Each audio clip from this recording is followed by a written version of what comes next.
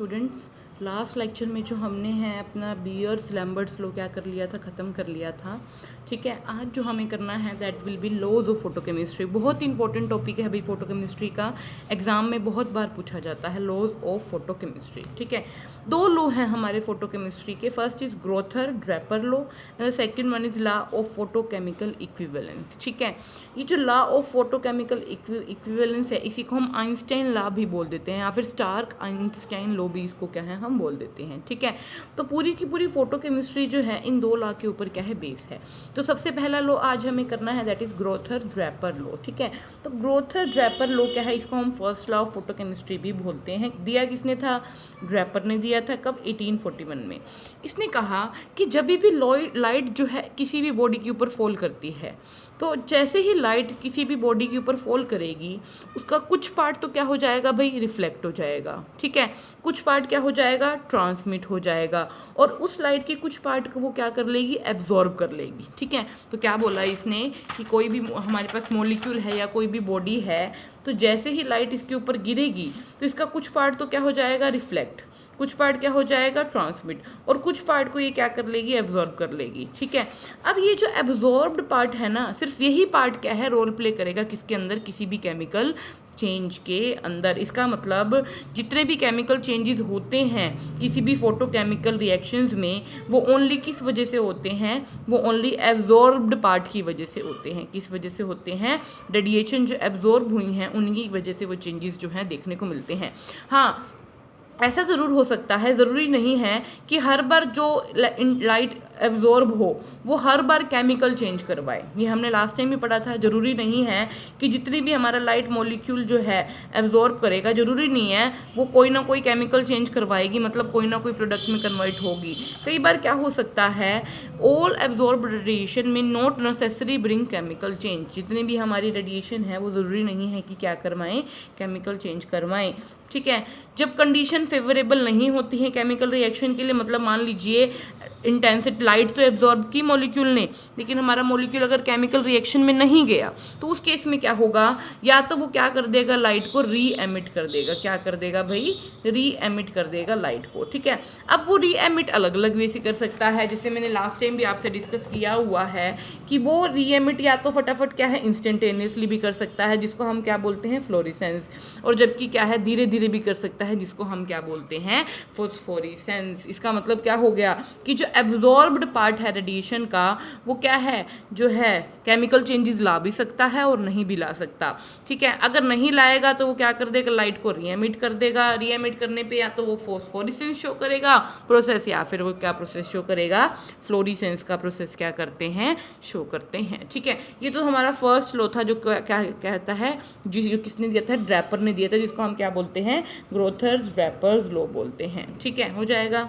हाँ जी, नेक्स्ट हमारे पास लॉ आता है Stork Einstein law of photochemical equivalence, या फिर इसको हम क्वांटम मैकेनिकल ट्रीटमेंट भी बोलते हैं। किसका भाई, ग्रोथर्स ड्रैपर लॉ का। क्या बोला मैंने, इस लॉ को हम क्या बोलते हैं, क्वांटम मैकेनिकल ट्रीटमेंट भी बोलते हैं। किसका, ग्रोथर्स ड्रैपर लॉ का। तो क्या कहता है ये लॉ, देखो वो क्या कहता है, ये लोग क्या कहता है, each molecule which take part in photochemical reaction. वो कहता है हर एक मॉलिक्यूल जो क्या कर रहा है, किसी भी फोटोकेमिकल रिएक्शन में पार्टिसिपेट कर रहा है, वो क्या करेगा, एक क्वांटा ऑफ लाइट, मतलब एक फोटोन ऑफ लाइट को क्या करेगा, एब्जॉर्ब करेगा, और क्या लाएगा, केमिकल चेंज ब्रिंग करेगा। इसका मतलब क्या हो गया, एक मॉलिक्यूल एब्जॉर्ब करेगा एक फोटोन ऑफ लाइट को, दो मॉलिक्यूल होंगे तो दो फोटोन ऑफ लाइट को एब्जॉर्ब करेंगे। सिमिलरली जाते जाते अगर total n number of molecule हैं तो वो क्या करेंगे, n नंबर ऑफ लाइट के जो फोटोन को क्या करेंगे, एब्जॉर्ब करेंगे। इसी लॉ को हम क्या बोलते हैं भाई, इसी लॉ को हम बोलते हैं लॉ ऑफ फोटोकेमिकल इक्विवेलेंस। क्या, each molecule which take part in photochemical reaction absorb one quantum of light which induce the reaction, means one molecule क्या करेगा, एब्जॉर्ब करेगा वन फोटोन को। इसका मतलब एक मोल ऑफ रिएक्टेंट क्या करेगा, एक मोल फोटोन को क्या करेगा, एब्जॉर्ब करेगा, और क्या करेगा, ब्रिंग आउट करेगा प्राइमरी प्रोसेसेस को। प्रोसेसेस भी दो टाइप के होते हैं, एक प्राइमरी और एक सेकेंडरी। प्राइमरी के अंदर ओनली एक्साइटेड होता है मॉलिक्यूल, सेकेंडरी के अंदर कोई ना कोई केमिकल चेंज आता है।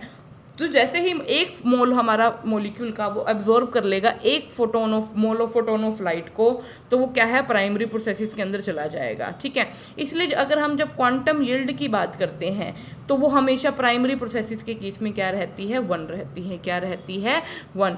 आफ्टर प्राइमरी प्रोसेस हमारे सेकेंडरी प्रोसेस होते हैं जो क्या होते हैं, थर्मली कंट्रोल्ड किए जाते हैं। क्या किए जाते हैं, थर्मली कंट्रोल्ड किए जाते हैं। तो यहाँ देखिए, अब ये देखिए, मान लीजिए कोई भी मॉलिक्यूल था, उसने क्या किया, लाइट को एब्जॉर्ब किया, क्या हो गया, एक्टिवेटेड हो गया।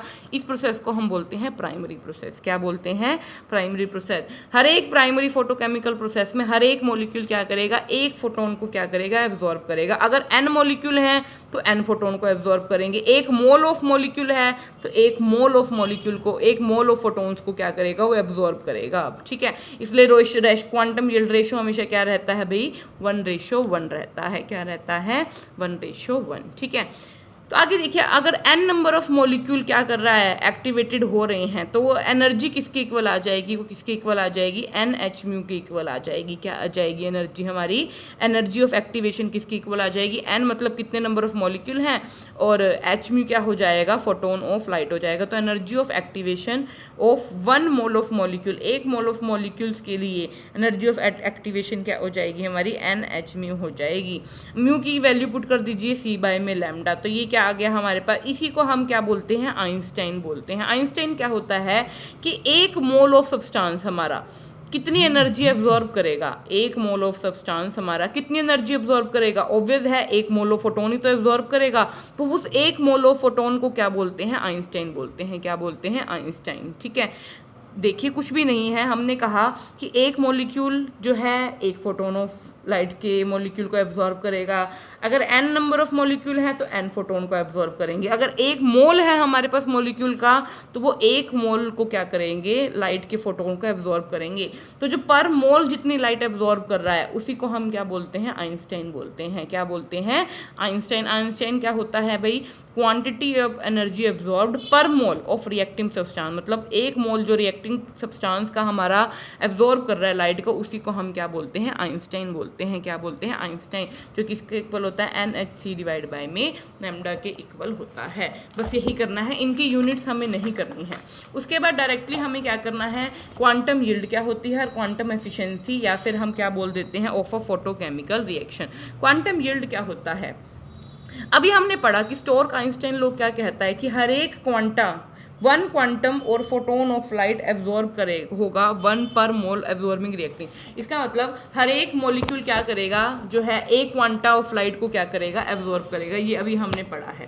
ठीक है, तो क्वांटम यील्ड क्या होती है, और अभी बोला ना मैंने कि जनरली अगर हम इस वे से चलें भाई, अगर हम इस लॉ को फॉलो करें तो क्वांटम यील्ड हमेशा क्या रहती है, 1 रहती है। लेकिन बहुत सारे ऐसे केसेस भी हैं जिनके अंदर जो हमें क्वांटम यील्ड है या तो बहुत लो देखने को मिलती है या फिर बहुत हाई देखने को मिलती है। ऐसा क्यों होता है, कई बार क्या होता है, मॉलिक्यूल जो है, जैसे मैं अगर एग्जांपल लूँ आपसे कि मान लीजिए कोई मॉलिक्यूल है, इसने लाइट एब्जॉर्ब कर ली। ठीक है, एक मोल ऑफ थी तो इसने क्या किया, एक आइंस्टाइन को एब्जॉर्ब किया और क्या हो गया, अब क्या होना चाहिए हमें, 1:1 था ना भाई, एक मॉलिक्यूल था, मतलब एक मोल ऑफ मॉलिक्यूल है, एक मोल है सब्सटेंस का, उसने एक ही मोल लाइट एब्जॉर्ब की, तो क्वांटम यील्ड की वैल्यू क्या आनी चाहिए भाई, 1 आनी चाहिए। लेकिन कई बार क्या होता है, लाइट तो उसने एब्जॉर्ब की 1 मोल, लेकिन ये सारी की सारी लाइट जो है मॉलिक्यूल ने एब्जॉर्ब तो कर ली, लेकिन क्या ज़रूरी है कि ये सारी की सारी लाइट क्या करवाएगी, केमिकल चेंज ब्रिंग आउट करवाएगी, ज़रूरी नहीं है ना। ऐसा भी तो हो सकता है कि कुछ मॉलिक्यूल यहाँ पर क्या हुए,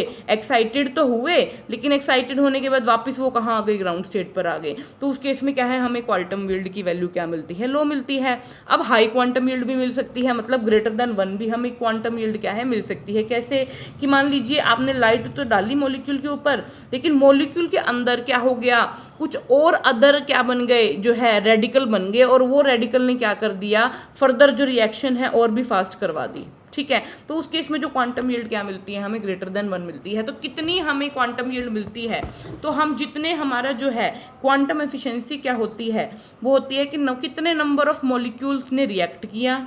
ठीक है, ऑफ लाइट मतलब number of molecule reacting on a given time divide by में number of photon absorbed in the same time, मतलब कितने मॉलिक्यूल्स ने रिएक्ट किया डिवाइड बाय हमने कितने नंबर ऑफ फोटोन्स दिए हमारे मॉलिक्यूल को, वो हमारा क्या है, उसी को हम क्या बोलते हैं, क्वांटम एफिशिएंसी बोलते हैं। क्या बोलते हैं, क्वांटम एफिशिएंसी बोलते हैं।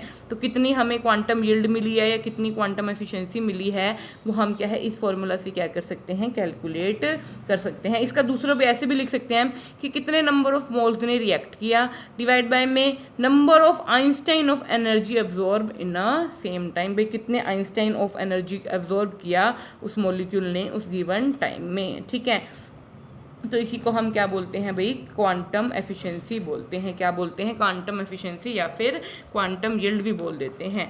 तो it is the ratio of concentration of reactant reacted to the number of photon absorb, भाई कितने रिएक्टेंट ने रिएक्ट किया डिवाइड बाय में कितने फोटोन हमारे मॉलिक्यूल ने एब्जॉर्ब किए, तो उससे हम क्या है क्वांटम एफिशिएंसी जो है निकाल सकते हैं। ठीक है, आगे हमारे पास प्रोसेस दो तरह के होते हैं, एक प्राइमरी प्रोसेस, एक सेकेंडरी प्रोसेस। प्राइमरी मैंने आपको बताया था जिसमें मॉलिक्यूल जस्ट लाइट को एब्जॉर्ब करेगा और एक्साइटेड हो जाएगा। ठीक है, और एक्साइटेड होने के बाद वो क्या है, केमिकल रिएक्शन भी ब्रिंग आउट कर सकता है और वापस जो है ग्राउंड स्टेट पर भी आ सकता है, और वो ग्राउंड स्टेट पर या तो फॉस्फोरेसेंस या फ्लोरेसेंस के प्रोसेस के थ्रू आता है, और तो उस प्रोसेस को हम क्या बोलते हैं, प्राइमरी।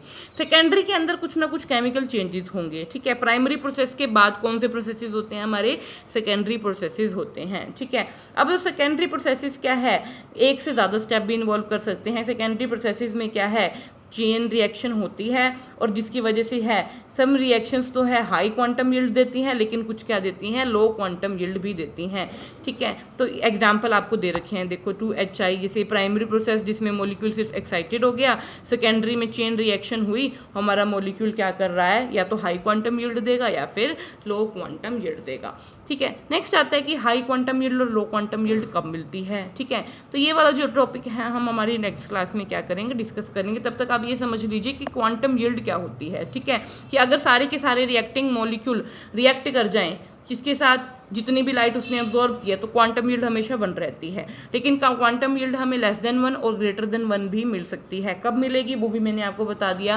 लेस देन 1 कब मिलेगी, भाई जितने भी लाइट एब्जॉर्ब की, जरूरी नहीं है कि वो सारी की सारी लाइट क्या करवा देगी, जो है हमारे जो है रिएक्ट कर लेगी किसके साथ, हमारे मॉलिक्यूल्स के साथ। अगर वो रिएक्ट नहीं करेगी लाइट हमारी, तो हमारा जो उस केस में हम उसको क्या बोलेंगे, भाई क्वांटम यील्ड हमें लो मिली। और हाई क्वांटम यील्ड क्या कब मिलती है, जब रिएक्शन हो रही है तो बीच में कुछ रेडिकल्स वो खुद एक कैटलिस्ट की तरह काम करने लग जाएं, तो उस केस में जो है रिएक्शन और भी फास्ट हो जाती है, जिसकी वजह से हमें क्वांटम यील्ड की वैल्यू क्या मिलती है, हाई मिलती है। लेकिन हमारा स्टार्क आइंस्टाइन लॉ क्या कहता था, वैल्यू क्या होती है क्वांटम यील्ड की, हमेशा ऑलवेज भी 1 रहेगी, लेकिन हमेशा 1 नहीं रहती है, लेस देन 1 और ग्रेटर देन 1 भी हो सकती है। ठीक है, ओके, थैंक यू।